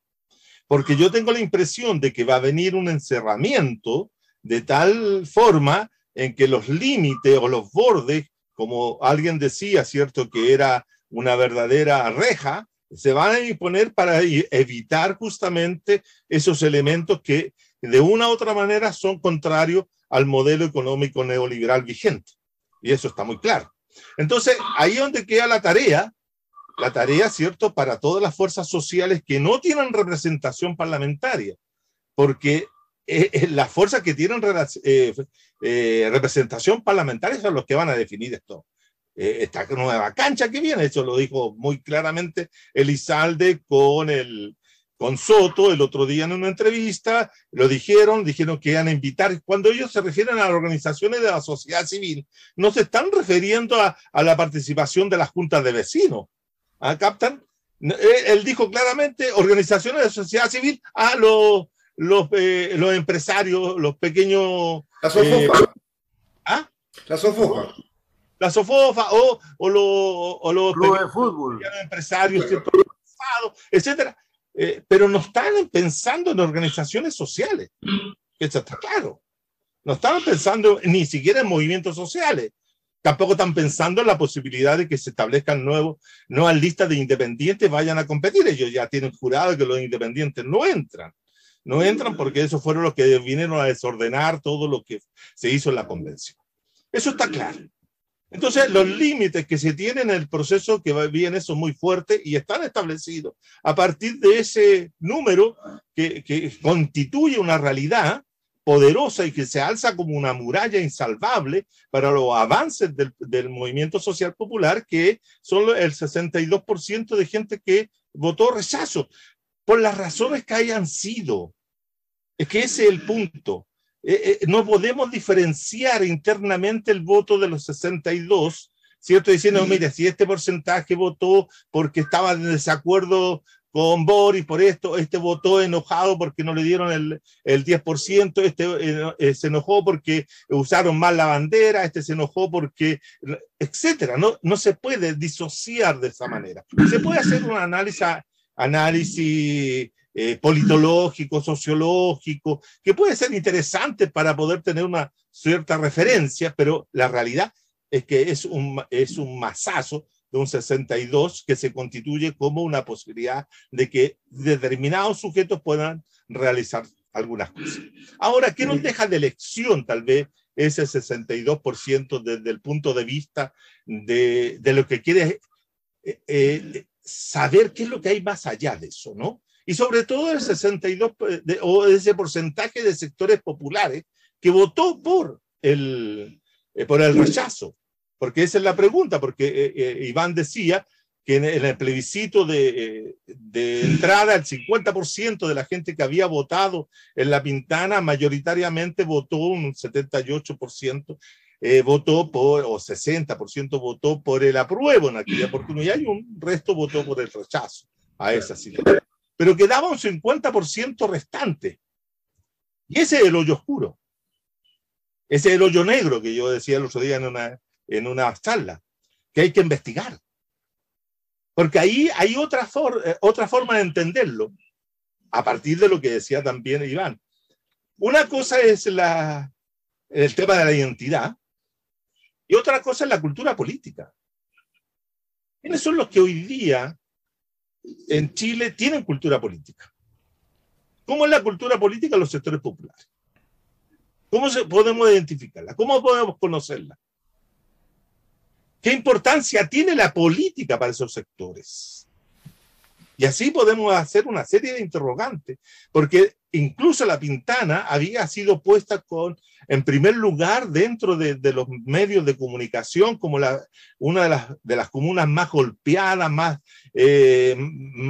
digamos, dañadas con todo lo que era el narcotráfico, etc. La Pintana.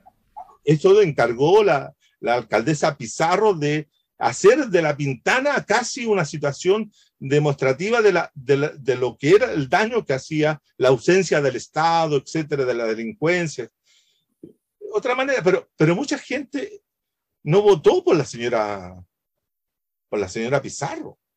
La señora Pizarro llegó a ser alcaldesa con el 9% de la población de La Pintana.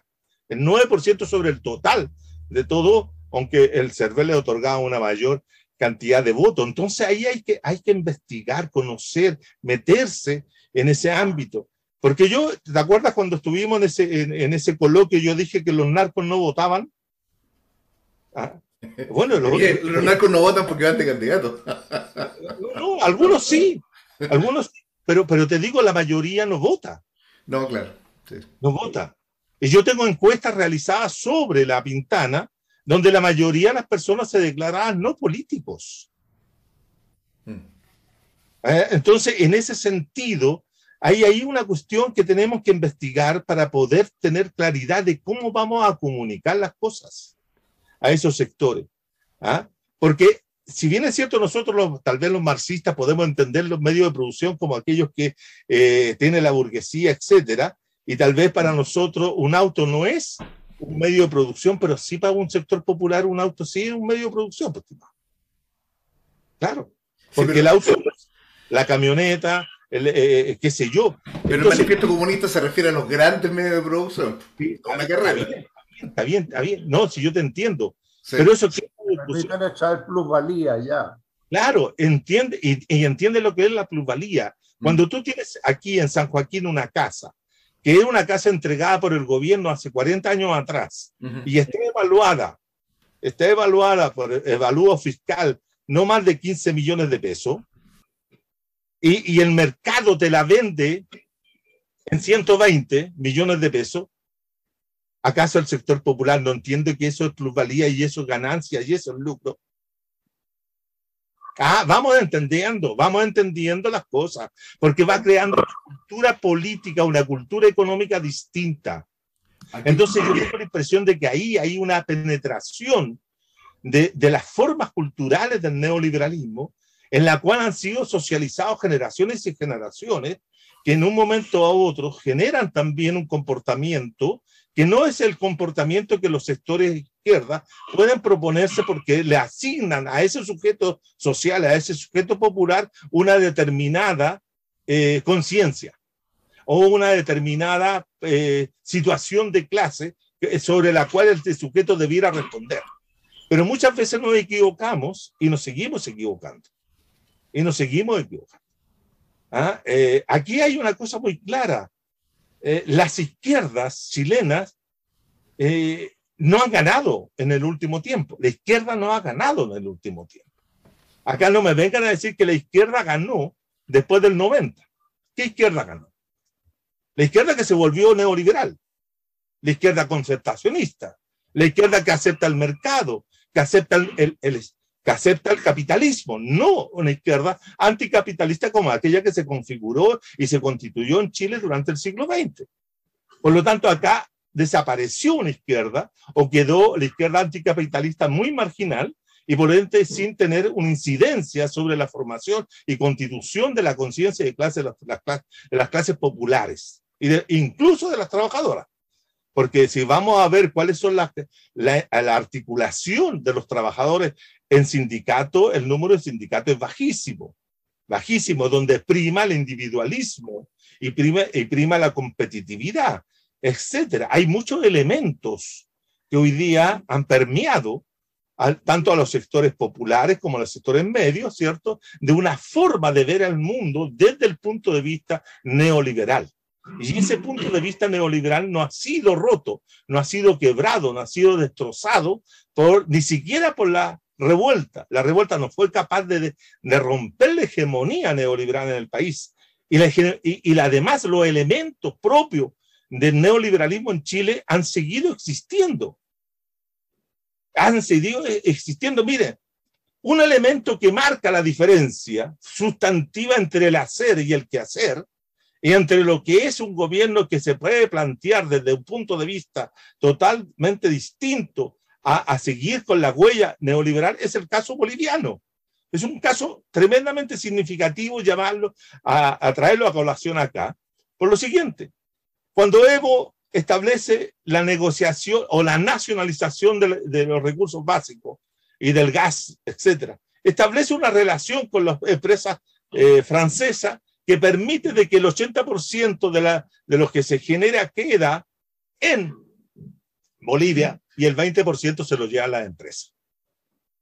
Y antes era al revés, el 80% se lo lleva a la empresa y el 20% queda en Bolivia. La pactación, la negociación pactada, la nacionalización pactada en Bolivia significó eso. El 80% de los recursos quedaban en Bolivia y el 90% quedaba en la empresa francesa y otras que existían. Y además se estableció que desde ahí mismo, del 80% que ingresaba, un 10%, el 10% de todo el ingreso iban a financiar la educación pública, especialmente las universidades, etc. Días después del plebiscito, Arce anuncia el fin de la AFP, en Bolivia, y la creación de un sistema estatal que van a recoger todos los fondos de manera solidaria y poner en marcha. Aquí la gente quería no más AFP. Y todavía desde ese grito del 17, 18, 19, no más AFP, llevamos 5 años 22 y todavía las AFP están allí. Despertamos y las AFP están allí. Y por lo tanto, no ha habido los dinosaurios. No hemos visto ninguna modificación de los elementos fundamentales, de las estructuras fundamentales del neoliberalismo. Por lo tanto, aquí en Chile, ¿cierto? Esa consigna que estaba al principio de la revuelta, el neoliberalismo nació en Chile y muere en Chile, yo diría un fracaso total. Es una derrota completa de esa consigna.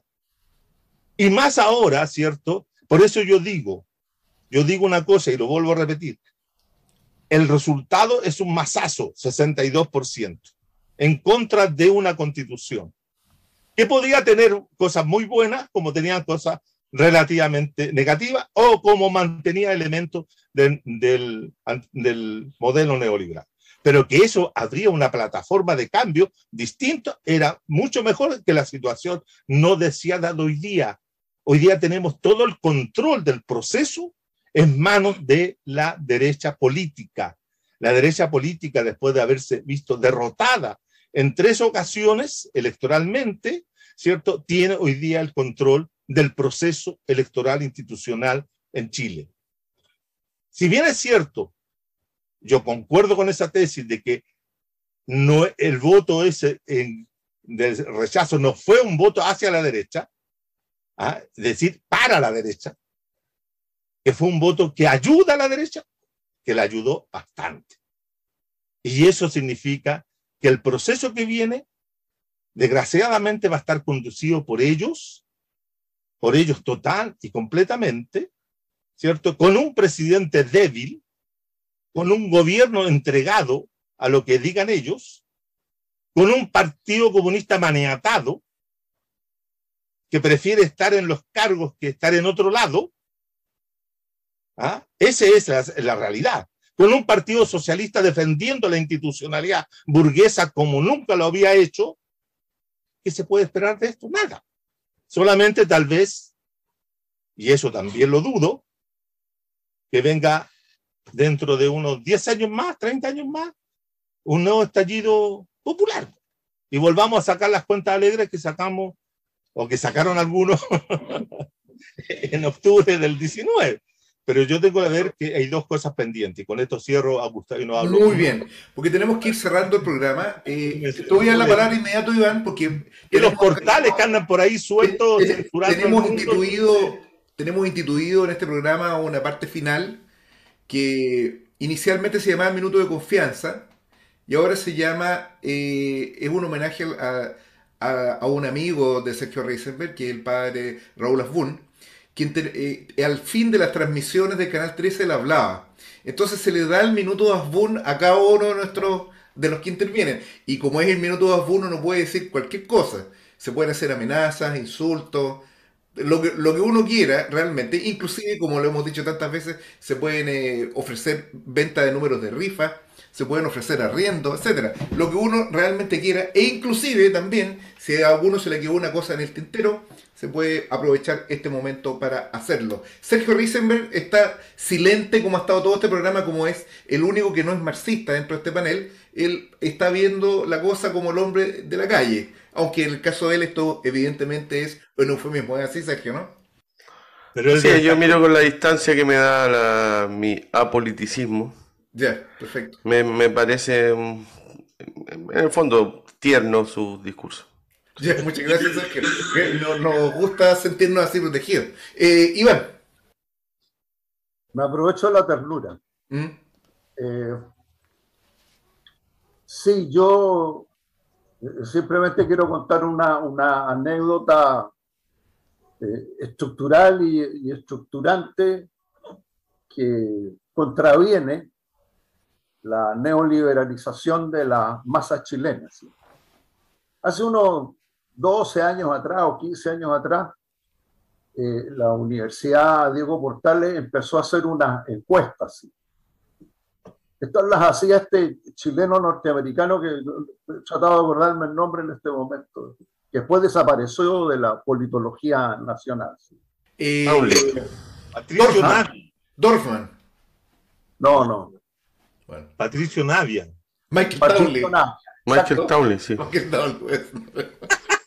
Entonces, Mira, chileno norteamericano. pero ya. Ya. Entonces, No se enoje. empiezan a hacer esas encuestas, ¿Ya? y las encuestas, más o menos, porque no las tengo aquí a las manos, tendría que haberlas buscado, pero más o menos el 60% de la gente quería, obviamente, en primer lugar, estatización de la banca, ¿sí? Estatización del transporte, estatización de la educación, de la salud. ¿Sí? Mira, la única cuestión que tenía una estatización menor, o sea, estaba como en el 50%, eran los medios de comunicación. Entonces uno decía, bueno, los chilenos se volvieron estatistas, ¿sí? Y claro, y no era que los chilenos se volvieron estatistas, sino que consideraban que el Estado era lo único que los podía proteger de todo aquello que los llevó al estallido, ¿no es cierto?, hace 3 años atrás. Entonces yo creo que tenemos que hacer mejores lecturas, ¿sí? Cuando digo mejores lecturas, algo así como lecturas más sensibles. Las lecturas que no supieron hacer los jacobinos, de los campesinos franceses, quiero hacer notar de que en ese momento el 90% de la población de Francia era campesina, no son algunos compañeros que nos producen los alimentos, ¿no? Ya, eso no va. Perfecto, gracias, Iván. Juan Carlos, su minuto de Raúl Afún. Ese texto que Minuto. requiere Iván es un trabajo que hizo Patricio Navia hace un tiempo atrás en la UDG. El Chono Navia. No, ese es el jugador de Wander, o del Everton. Yeah. Bueno, pero en todo caso, yo tengo la impresión de que eso era una opinión que era muy, muy de los años 90, pero 30 años después, Iván, es distinta. Solamente digo eso. No, yo me atengo a lo que fue, ¿sí? No, yo digo solamente lo que es y lo que hay. Porque no, porque es después que yo regreso, y yo regreso a los finales de los 90. Ya, pero no entremos en el debate. Okay. No, ahora aprovechando este minuto de confianza que lleva más de 30 segundos, sí, recomiendo un libro. Estimado, ¿cómo estamos para recomendar libros? Por supuesto, eso es el sentido. Yo tengo aquí mi libro también. Yo quiero recomendar el libro de Rodrigo Baño, que es un sociólogo de la Universidad de Chile, que se llama La Era de la Farsa, de Aprecio de Mercado. El tránsito de la economía doméstica a la economía política. Es un libro reciente que está editado por Catalonia, está recién editado, en la cual Rodrigo hace toda una caracterización de nuestra época actual como una farsa.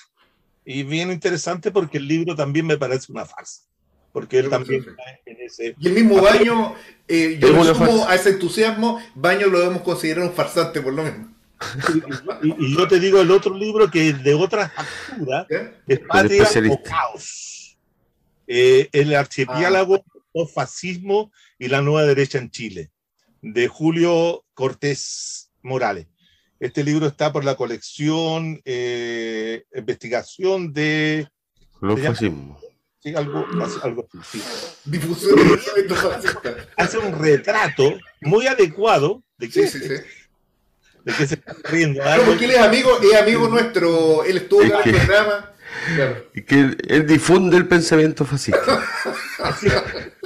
Pero es un buen retrato y es bien interesante leerlo porque él da cuenta de lo que fue la campaña del rechazo inicial en este libro. Es verdad. Entonces, como hay elementos de continuidad con el tema del rechazo actual. Son dos libros diferentes, de facturas diferentes, uno escrito por una persona que se plantea desde el progresismo, etcétera, y este señor que no lo conocía, no lo conozco, no puedo opinar sobre él, pero el libro me parece muy, muy ilustrativo de la nueva derecha chilena. Así Julio Cortés, un destacado abogado, penalista, y un estudioso. Para que no se malinterprete la broma que hemos hecho, sobre todo para la gente de YouTube que están atentos, digamos, a lo que nosotros decimos, pero él es un viejo camarada, un amigo de este programa. Además estuvo con nosotros, me parece, claro, presentando este libro, y él tiene en prensa la salida uno nuevo, que no recuerdo el nombre, todavía no lo han definido. Yo tengo otro libro, Juan Carlos, Tengo un libro que lo voy a mostrar acá. Me imagino que esto debe salir al revés, así que Sí. es Poesía completa de César Vallejo, Ah, no, es excelente. edición Lumen. Es la primera vez que yo veo esta edición en esta época, es una edición de este año. Eh, Creo que la literatura latinoamericana, si nos abstraemos de monstruos como Borges y Neruda, sería absolutamente incomprensible sin la obra de este vigoroso peruano que probablemente es una de las mayores, ha tenido una de las mayores influencias dentro de la producción literaria y en la poesía latinoamericana, y especialmente en la poesía chilena. Este texto me parece que es muy importante volver sobre él. Es realmente un lujo tener la poesía completa reunida, que es una obra bastante vasta de Vallejo, y por eso quería citarlo. Bueno, haciendo uso de las facultades que me han Disculpa, sido... deja hacer un comentario chiquitito. Sí, Es interesante porque son dos editoriales chilenas las que han publicado obras de César Vallejo. La UDP, en su colección de poetas, ha publicado un grueso volumen sobre Vallejo, y sí. ahora Lumen hace eso. Es interesantísimo lo Este que pasa viene con... con un estudio crítico de Luis Fernando Chueca. Y efectivamente, claro, es del año... Claro, esto es una editorial, claro, que en realidad es random, esto, Random House. Bueno, en uso de las facultades que me han sido dadas por el poder constituyente originario, que es Sergio Risenberg, declaro cerrado las sesiones de Mate del Rey, no sin antes hacer una pequeña observación sobre la discusión que hemos tenido. Yo creo que evidentemente si alguien llegó a este programa a ver un poco cuál era la continuidad de este gobierno, yo creo que no hay duda entre los que hemos intervenido de que esa continuidad no está en riesgo desde un punto de vista meramente formal o institucional. Pero muy por el contrario, lo que ha quedado en evidencia en esta discusión, a mi modo de entender también, es que este gobierno llegó de una forma y se ha materializado de otra muy distinta. Y es muy probable que esto no solo se exprese en el plano institucional, sino que también abra los espacios políticos para un debate más profundo. ¿Cuál es el debate revolucionario, el debate socialista, un debate en el que se pongan en realidad sobre la mesa las cuestiones fundamentales que sirvieron de base al levantamiento popular de octubre del año 19? Aquellas banderas, aquellos reclamos quedaron absolutamente insatisfechos como resultado del proceso constitucional, el que ha devenido efectivamente, así como voy a citar acá a Bergman, el huevo de la serpiente. Yo creo que el acuerdo por la paz, ese texto que eran 2 páginas y que cuyo primer punto era la recuperación del orden público, de alguna forma, por las translúcidas paredes de ese acuerdo por la paz, se puede ver también el trasfondo que el día de ayer emanó a los medios de comunicación como el cuerpo de principios que ha de observar el texto constitucional. Lo señalo esto porque el conocimiento de esto no solo obedece a una indicación en que el presidente Boris se desmarcó de su sector y pasó a decir que efectivamente tenía que haber bordes, que es la expresión que él ha incorporado. Esto también recibió el beneplácito de quien se encontraba en la reunión, por razones que no quiero imaginarme, del propio Camilo Escalona, quien señaló de que se sentía que la derecha había cumplido con su parte en el acuerdo al erogar este documento. Me parece que esto marca un poco las características del proceso. El debate constitucional, muy a nuestro pesar, va a seguir siendo objeto de análisis obligado en cualquier análisis político, y la capacidad que nosotros tengamos de agarrar a fierrazos ese debate constitucional y reconducirlo de manera de estructurar un debate político revolucionario, aquel que se proponga poner en discusión los elementos centrales y básicos del debate político y del conflicto social, seguirán estando abiertos. No termino este programa sin invitar a quienes nos escuchen a comentar lo que aquí se ha dicho, a criticarlo, ojalá elogiosamente, a hacer clic a la campanita que hay al lado para que sepan cuando nosotros estamos publicando un nuevo video, si es que no nos los baja don YouTube, Sergio, pero yo estoy seguro que Sergio Risener con sus contactos va a hablar con Zuckerberg. Yo sé que ellos a veces tienen una regata normalmente al inicio del otoño, y probablemente se va a cruzar ahí con Zuckerberg, le puede decir de que trate con mayor delicadeza a este programa. No sé qué grado de influencia tendrá a estas alturas, pero bueno, yo cumplo con señalarlo esto, y no es el carácter de un emplazamiento, es más bien, ni tampoco una súplica, es más bien una idea que se me acaba de ocurrir. Eso, y ¿qué más?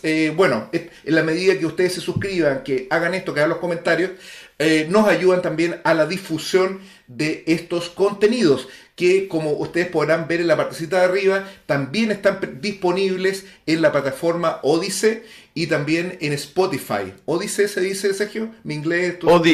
Debería ser Odyssey. Odysee, ya. Perfecto, Odysee. Es doble E. Lo que pasa es que yo estudié inglés acá en Chile, no, Sergio, no como usted, que es prácticamente un nativo.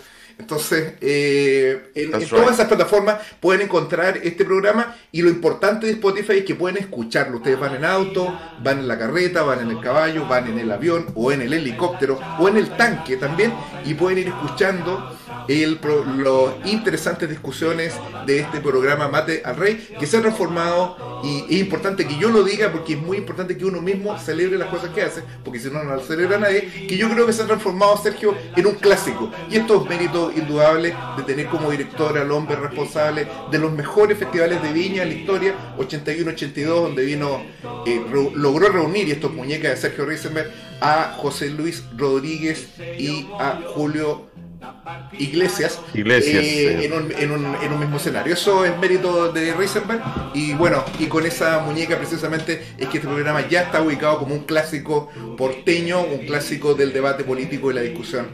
Así que bienvenido, Iván, esperemos contar de nuevo con tu presencia, y bienvenido también de nuevo Juan Carlos Gómez. Nos vemos entonces, muchas gracias, Sergio, y nos vemos hasta la próxima vez, como dice Michelle Bachelet, hasta la vida. Chao. Chao, chao. Chao. Chao, chao.